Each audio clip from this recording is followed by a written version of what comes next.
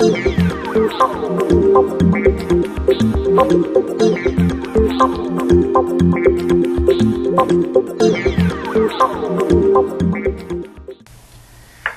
everybody, Frank Ray here. Once again, I have a unique wholesale hot seat going on today.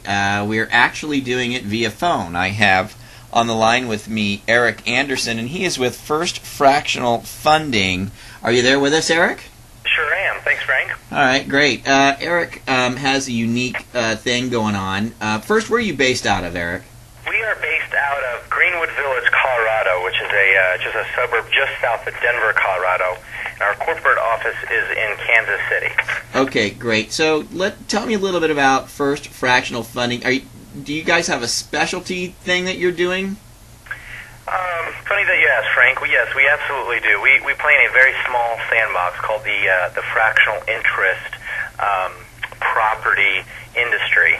Okay. And, what we do is we lend mortgages to consumers who are buying fractional interest properties in resort locations such as Vail, Colorado, Destin, Florida, Sugar Bush, Vermont,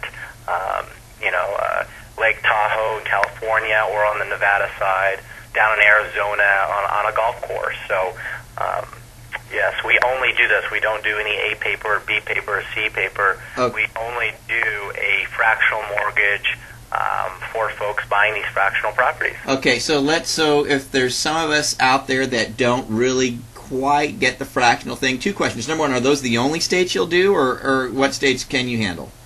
We're only limited to the broker's licensing. So we are a division of a national bank. We have a federal charter. So whatever we can do, you can do. That's correct. Okay. Now, give us a little explanation on this fractional stuff here. What does that really mean to us? I mean, how does that actually work? The fractional industry is made up of folks who, instead of going out and buying a condo now in Vail, Colorado, for, let's say, $2 million or $3 million, folks started to think, well, why am I spending $2 million when the thing sits empty for 11 months of the year? Right. Or maybe 11 and a half months of the year.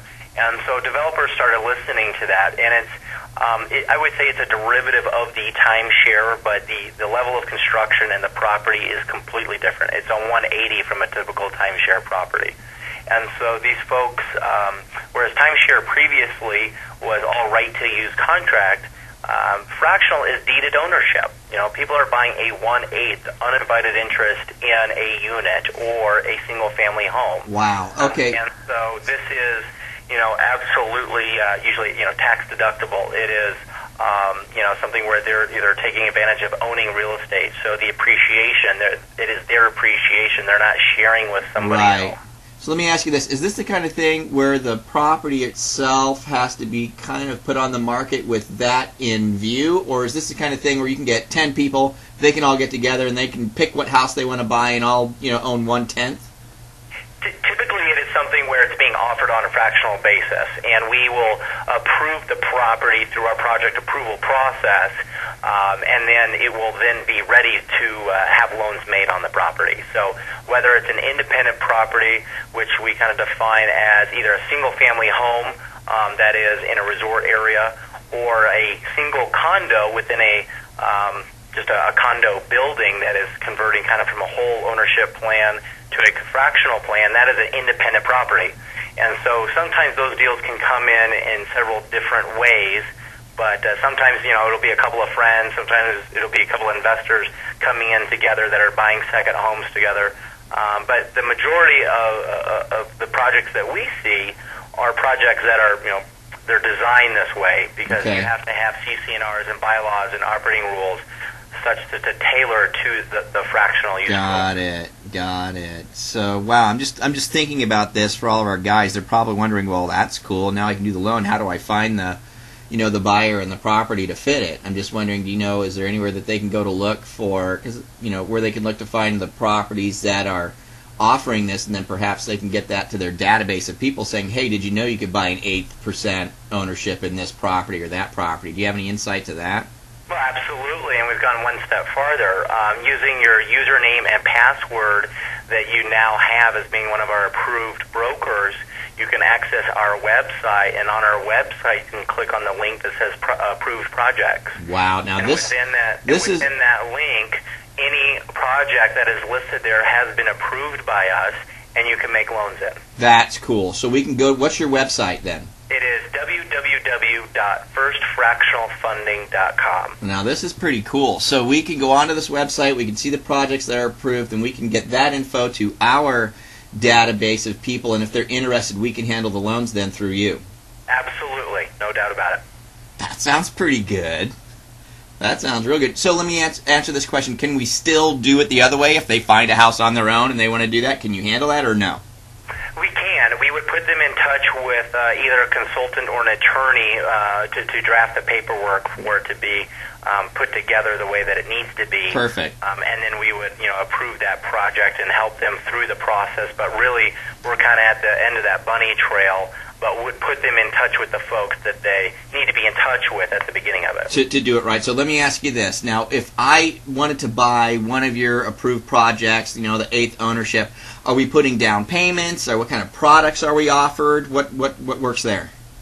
Yeah, in a nutshell, our product is very similar to any conventional product that you've seen. So we have a 3, 5, 7, and 10-year arm. Okay. They're fixed for those periods. We have a 5-2-5 cap system. Okay. We have no prepayment penalties. Okay. What about down payment? What about down payment requirements? Down payment, depending on property and borrower, is anywhere from 20 to 30% down. Okay, so we need an investment. What about credit score requirements? Credit score is a 700. Okay. And the debt-to-income ratio is 45%. And it's full doc only? And that is for full doc and for stated. Now, our stated is only reserved for those self-employed and commission folks. It is not for the wage earners. No W-2s. Okay. And so what about reserves? Reserves, we have an interesting way of looking at reserves. It's more of a make sense than really what the reserves kind of dictate as a requirement. But we're looking at the far right-hand column of the 1008. There's a section that says something to the extent of total all monthly debts. So if they're running $5,000 a month in total all monthly debts, then we would want to see 5 months of that for a full doc and 10 months of that for a stated. So 25 and 50 respectively. Okay, now, with the stated, I might add, Frank, that it really does have to make sense. So if somebody's making, $25,000 a year, and we'll have them talk to you. Yeah, that doesn't make sense. We'll have them talk to you about that. I'm just running a little short on time, so real quick. So if they have a line of credit on their existing homes, that's no problem for the down for you? Not a problem at all. Okay, so that's fantastic stuff. Okay, I'm going to get your information out to them, Eric, and you might be getting some calls. But wow, what a cool thing to prospect with, and it's really neat that you can do that. So. Fantastic stuff, man. I'm going to post all your stuff up here. You might be getting some calls. So I want to thank you for being on the show. Well, thank you, Frank. All right, you have a great day, man. All right. Bye-bye. All right, you guys, go get them. That's good stuff. See ya.